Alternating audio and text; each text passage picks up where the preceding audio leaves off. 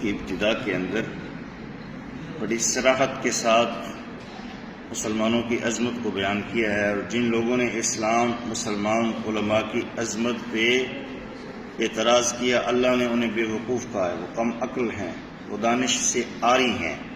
یہود نے اعتراض کیا کہ 17 ماہ تک مسلمان بیت المقدس کی طرف منہ کر کے نماز پڑھتے رہے ہیں، اب اچانک بیت المقدس سے بیت اللہ کی طرف۔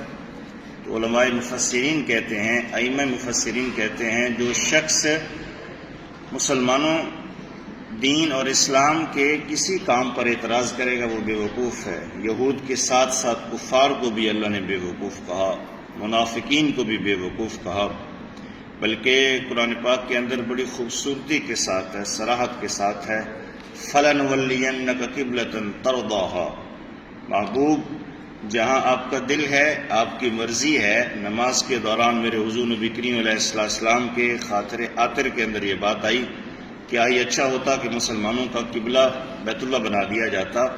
تو جبریل علیہ السلام پیغام لے کے نازل ہوئے، کہا محبوب اللہ فرماتا ہے کہ ہماری نماز بعد میں مکمل ہوگی، پہلے آپ کی مرضی مکمل ہوگی، پوری ہوگی۔ اسی لیے میرے امام نے کہا تھا خدا کی رضا چاہتے ہیں دو عالم، خدا چاہتا ہے رضا محمد۔ اسی لیے مسلمانوں نے 17 مہینے کے بعد بیت المقدس سے بیت اللہ کی طرف چہرہ کر کے نماز پڑھی۔ ان 17 ماہ کے اندر جن صحابہ کرام کا انتقال ہو چکا تھا نا، ان کے بڑے آئے، بزرگ آئے، انہوں نے کہا یا رسول اللہ صلی اللہ علیہ وآلہ وسلم، ہمارے جن چاہنے والوں نے، ہمارے خاندان میں سے جن لوگوں نے 17 ماہ تک بیت المقدس کی طرف چہرہ کر کے منہ کر کے نماز پڑھی، اس کو قبلہ بنایا ہے، ان کا انتقال ہو چکا ہے، ان کی نمازوں کو کیا بنے گا؟ میرے حضور نے فرمایا اللہ نے ان کی نمازوں کو قبول فرما لیا ہے۔ اسی لیے حضور کی چاہت، حضور سے محبت ہی کامل دین ہے، اور جماعت کے ساتھ نماز پڑھنا یہ دین کی علامت ہے، دین کی دلیل ہے۔ اس سے آگے آتا ہے کہ جب انسان پہ مصیبت نازل ہو تو انسان، حضرت انسان اور بالخصوص مسلمان کہے اِنَّ لِلَّهِ وَإِنَّا إِلَيْهِ راجعون۔ یہ اِنَّ لِلَّهِ وَإِنَّا إِلَيْهِ راجعون کے اندر تسکین رکھی گئی ہے، اللہ نے رحمت رکھی ہے۔ میرے حضور فرماتے ہیں جو شخص کثرت کے ساتھ اِنَّ لِلَّهِ وَإِنَّا إِلَيْهِ راجعون پڑھتا ہے، اللہ اس کی مصیبت کو، تکلیف کو راحت کے اندر تبدیل فرما دیتا ہے۔ صحیح حدیث کے اندر ہے اگر کسی شخص کا نقصان ہو جائے یا اس کی اولاد میں سے اس کے کسی بچے کا انتقال ہو جائے تو اللہ تعالیٰ فرشتوں کو بھیجتا ہے اور کہتا ہے کہ جا کر دیکھ کر آؤ کہ میرے بندے کے اس وقت کیا خیالات ہیں۔ فرشتے آتے ہیں، دیکھتے ہیں کہ جو بھی بندے کے ساتھ تعزیت کرتا ہے اس مصیبت پہ، بندہ کہتا ہے کہ اللہ کی رضا کے آگے میں اپنے آپ کو تسلیم پیش کرتا ہوں، میں راضی ہوں کہ اللہ کا مال تھا، اللہ کی طرف رخصت ہو گیا۔ وہ اپنی مصیبت پہ اِنَّ لِلَّهِ وَإِنَّا إِلَيْهِ راجعون کا اظہار کرتا ہے۔ فرشتے جا کے اللہ کو بتاتے ہیں، اللہ کہتا ہے میرے بندے نے اتنی بڑی مصیبت اور پریشانی کے عالم کے اندر اپنے آپ کو میری رضا کے سامنے پیش کر لیا، لہذا فرشتوں تم میرے بندے کے لیے جنت کے اندر ایک گھر یا ایک محل بناؤ، اس کا نام بیت الحمد رکھ دیا جائے۔ تو مصیبت پہ صبر، مصیبت پہ اللہ کی رضا کو تسلیم کرنے کے عوض بندے کو جنت کے اندر بہت عالی شان محل سے نوازا جاتا ہے۔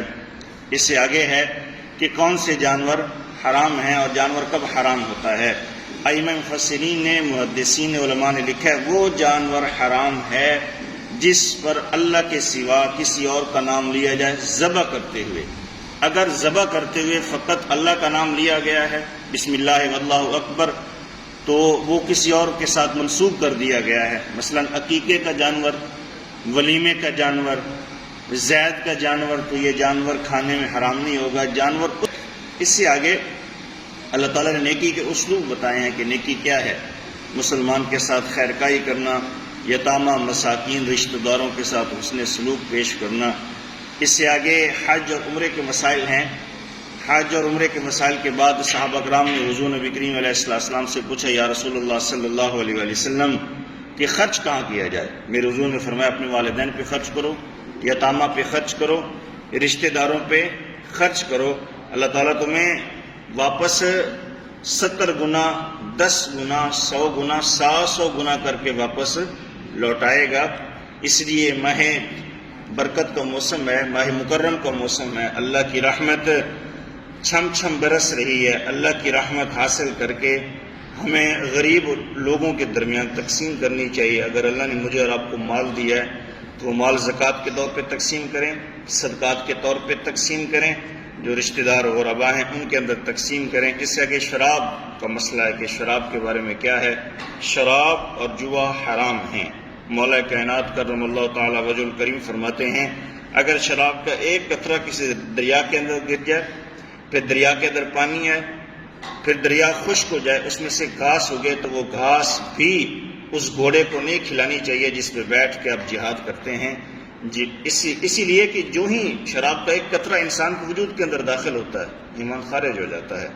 شراب سے بچنا چاہیے، اللہ نے منع فرمایا۔ جن جن کاموں سے اللہ نے منع فرمایا ان سے بچنا چاہیے۔ یہی ایمان ہے، یہی اطاعت ہے، یہی فرما برداری ہے، یہی محبت کا تقاضا ہے، یہی نعمتوں کا حصول کرنے کے بعد جو منعم ہے اس کے شکریہ ادا کرنے کا سب سے بہترین ذریعہ ہے۔ جو ہمیں نوازتا ہے، ہماری خواہش ہوتی ہے وہ ہم پہ ناراض نہ ہو، ہم سے راضی رہے۔ اس سے آگے حیض کے مسائل ہیں۔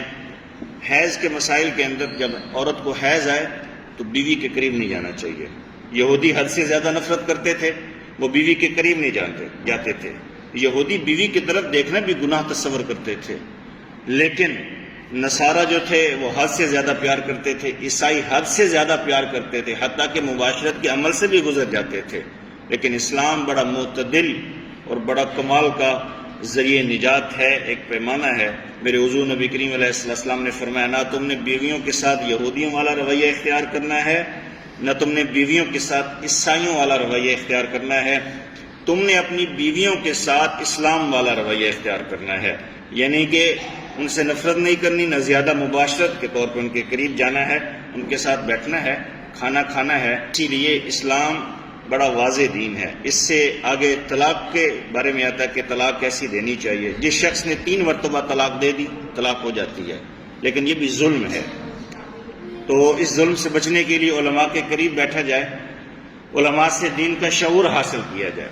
اسی لیے طلاق دینے کا بہترین طریقہ یہ ہے کہ عورت اپنا تطہیر حاصل کر لے، حیض سے پاک ہو جائے، پاکیزگی حاصل کرے، اور خامند عورت کے قریب جانے سے پہلے اسے 1 طلاق دے۔